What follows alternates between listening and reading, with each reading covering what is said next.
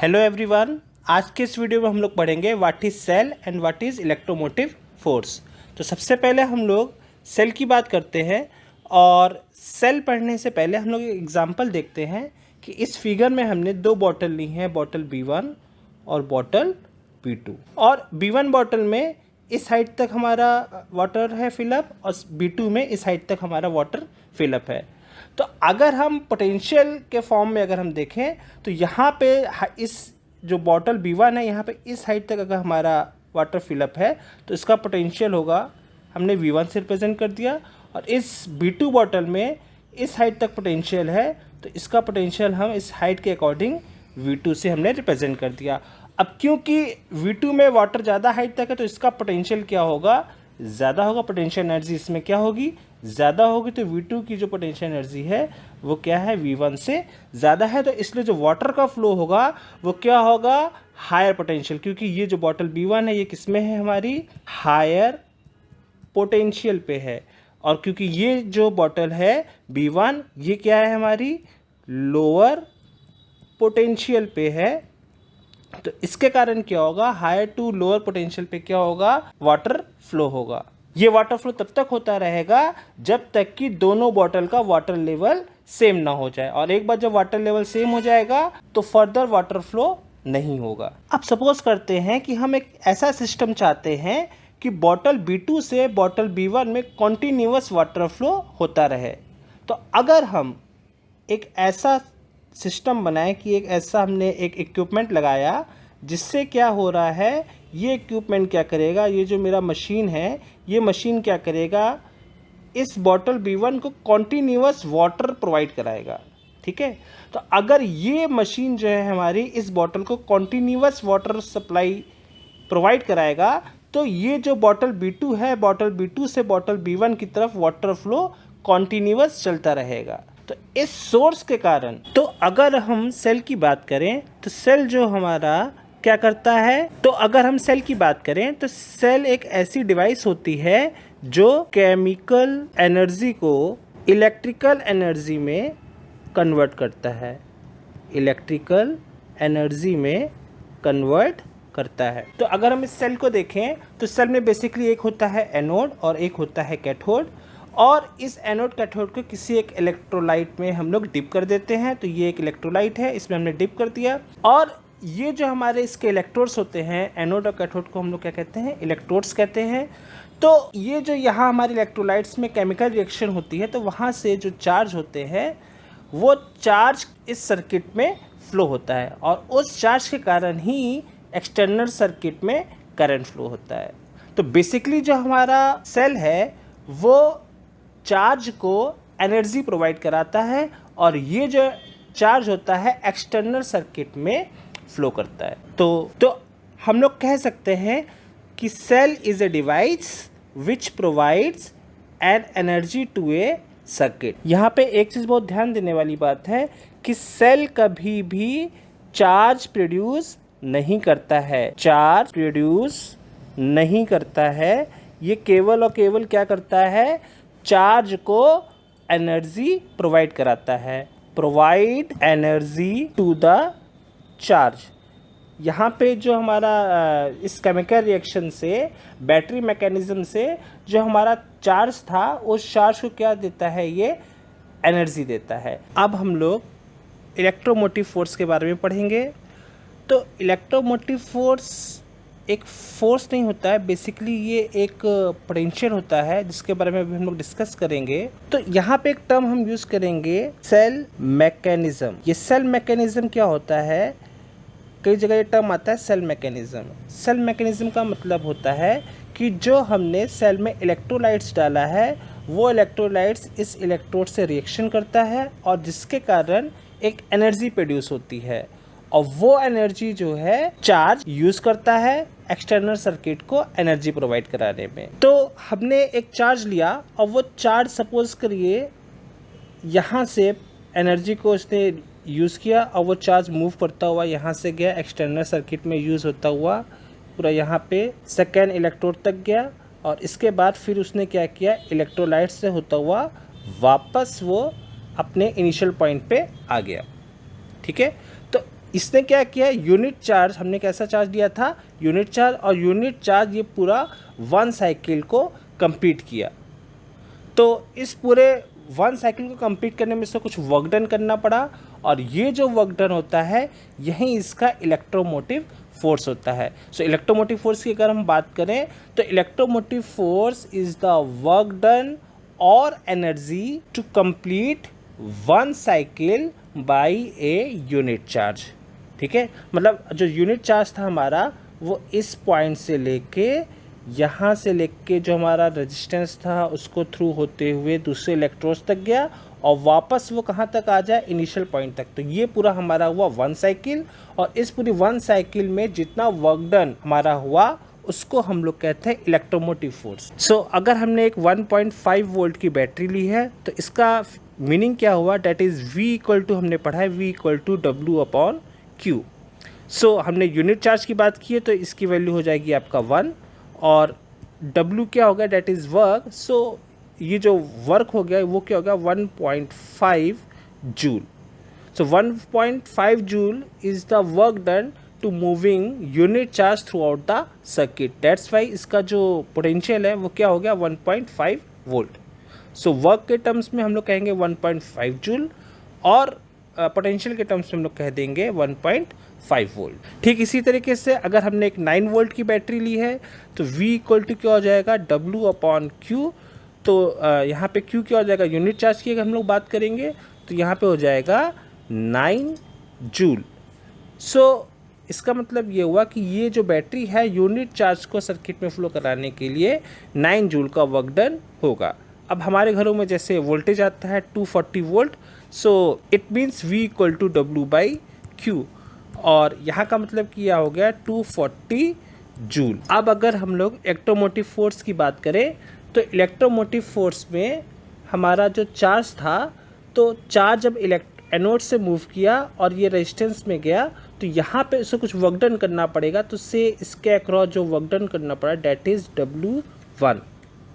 और इसके बाद जब ये कैथोड में गया और कैथोड से जब ये वापस एनोड की तरफ जाता है तो ये जो हमारा इलेक्ट्रोलाइट है तो ये भी क्या करेगा, हमारा चार्ज के फ्लो का अपोज करेगा। और हमने लेट अस कंसीडर दैट यहाँ पे भी हमारे चार्ज को कुछ ना कुछ वर्क डन करना पड़ेगा, और ये वर्क डन हमने कंसीडर किया W2। So total work done होगा हमारा W equal to W1 plus W2।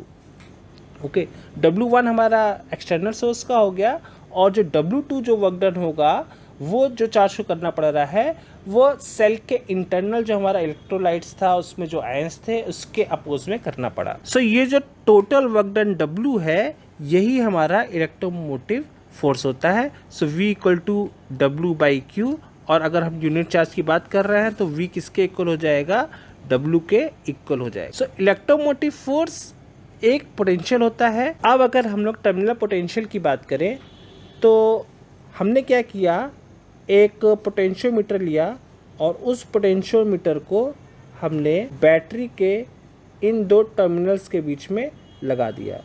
ठीक है, तो अब इन 2 बैटरी के बीच यहाँ से अगर हमने एक पोटेंशियोमीटर लगाया तो क्या होगा कि ये जो पोटेंशियोमीटर है जो पोटेंशियल बताएगा वो इस रेजिस्टेंस के अक्रॉस जितना पोटेंशियल होगा वो बताएगा। ठीक है, तो इसको हम लोग बोलते हैं terminal potential. That is W1 के अकॉर्डिंग जो आएगा वो क्या बताएगा हमें, terminal potential. So V equal to W1/Q, तो यहाँ से जो हमारा पोटेंशियल आएगा that is your terminal potential.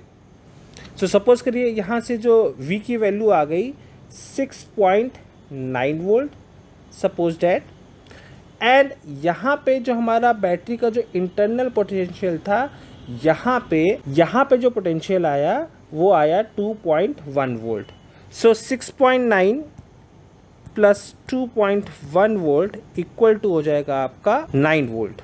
So 9 volt जो है आपका ये आपका इलेक्ट्रोमोटिव फोर्स है, और जो 6.9 आया ये आपका टर्मिनल पोटेंशियल है, और 2.1 जो है ये हमारा जो है बैटरी के बीच का पोटेंशियल है, टर्मिनल्स के बीच का जो है। ठीक है, ये जो टर्मिनल है इनके बीच का पोटेंशियल है। So this is your W1, this is your W2, and this is your total electromotive force that is EMF। F. अब हम लोग relation between EMF and V की बात करते हैं। ईएमएफ और वी में रिलेशन फाइंड आउट करते हैं। सो लेट अस कंसीडर जो हमारा सेल है उससे जो करंट प्रोड्यूस हो रही है डेट इज़ आई की करंट पूरे सर्किट में फ्लो हो रही है। सो आई की वैल्यू होगा I equal to V by R. So total potential जो होगा हमारा वो इलेक्ट्रोमोटिव फोर्स के इक्वल होगा। So that is E upon total resistance जो होगा, जो एक्सटर्नल जो हमारा रेजिस्टेंस है लेट से कैपिटल आर है, और जो हमारा टर्मिनल्स के बीच में जो रेजिस्टेंस है वो है हमारा small R. So that is capital R plus small R हो जाएगा हमारा टोटल रेजिस्टेंस। अब हम इसका क्रॉस मल्टीप्लिकेशन करा देंगे, that is E equal to I R plus small are.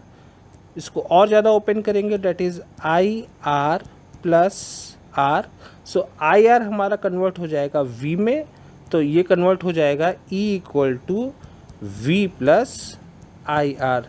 This is our one relation. So V equal to E minus IR. So this is one of the another relation which you should keep in your mind. तो अब अगर हमने क्या किया कि अगर I की value हमारी 0 हो गई तो V is equal to E means terminal potential is equal to electromotive force. So this is one of the method to calculate the electromotive force. electromotive force को कैलकुलेट करने का यह एक तरीका है कि अगर हमने करंट की वैल्यू एक्सटर्नल सर्किट को ओपन कर दिया तो यहाँ से जो पोटेंशियल की वैल्यू आएगी वो किसके इक्वल होगा, इलेक्ट्रोमोटिव फोर्स के इक्वल होगा। अब अगर हम इंटरनल रेजिस्टेंस का एक्सप्रेशन फाइंड आउट करना चाहते हैं तो हम इस इक्वेशन को लेंगे और यहाँ से स्मॉल आर इक्वल टू हो जाएगा E minus we upon I, और वी बराबर आई इंटू आर होता है।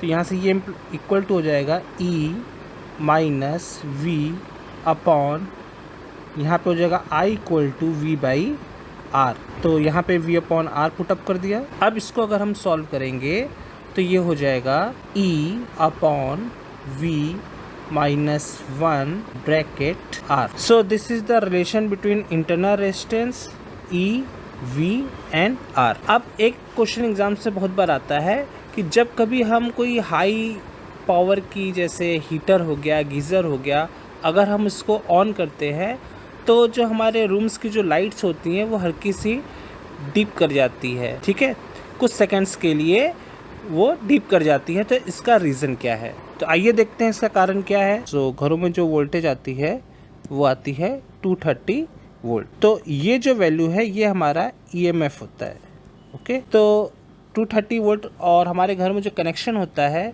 सो कनेक्शन में पैरेलल कॉम्बिनेशन होता है।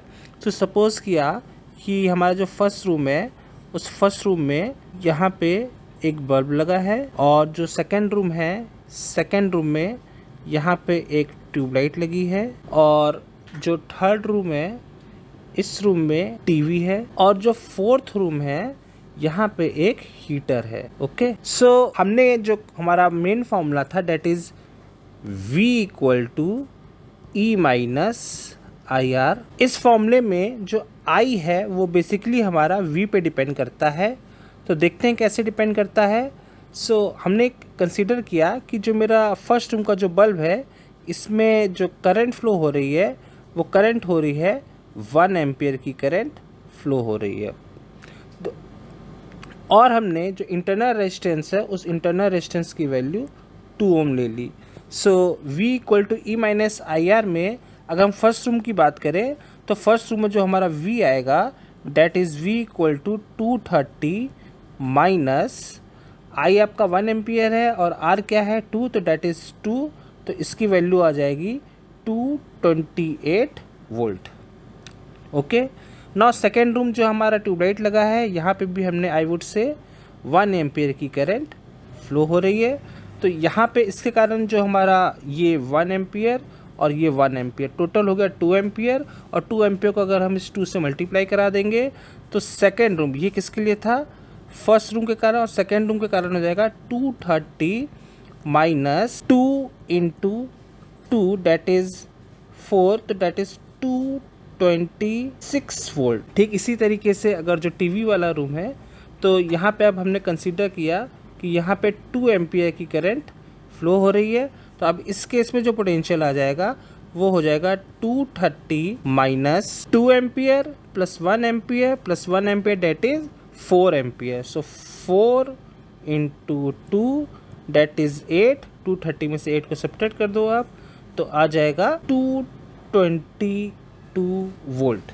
ओके, नाउ जो फोर्थ रूम है वहाँ पे जो हमारा हीटर है उस हीटर ने जो करंट कैरी किया डेट इज 10 एम्पियर। तो अब जब ये 10 एम्पियर जब करंट को कैरी करेगा तो इस केस में जब हम पोटेंशियल की बात करेंगे तो यहाँ पे हो जाएगा V इक्वल टू 230 माइनस ये 10 एम्पियर, ये 2, ये 1 और 1 हो गया 10, 14 एम्पियर। तो 14 इंटू 2 डेट इज ये कन्वर्ट हो जाएगा 202 वोल्ट। ओके, सो हुआ क्या कि जैसे ही हमने इस रूम का हीटर ऑन किया तो सडनली क्या हुआ, जो मेरा इससे पहले वाला रूम था 222 वोल्ट वाला जो था पोटेंशियल, उससे कितना जाएगा, ड्रॉप हो जाएगा 202 वोल्ट पे ड्रॉप हो जाएगा।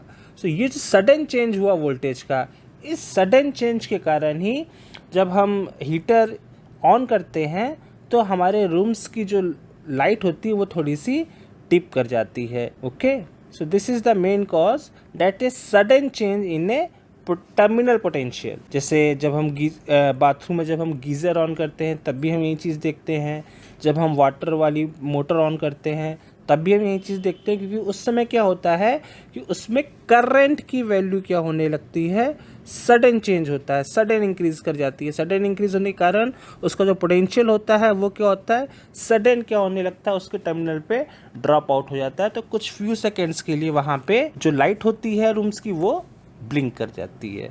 ओके, सो ये बहुत ही इंपॉर्टेंट क्वेश्चंस था, इसको बहुत ही ध्यान से देखिएगा, एग्जाम्स में कई बार पूछा जाता है। If you like this video, please click subscribe to watch more such videos.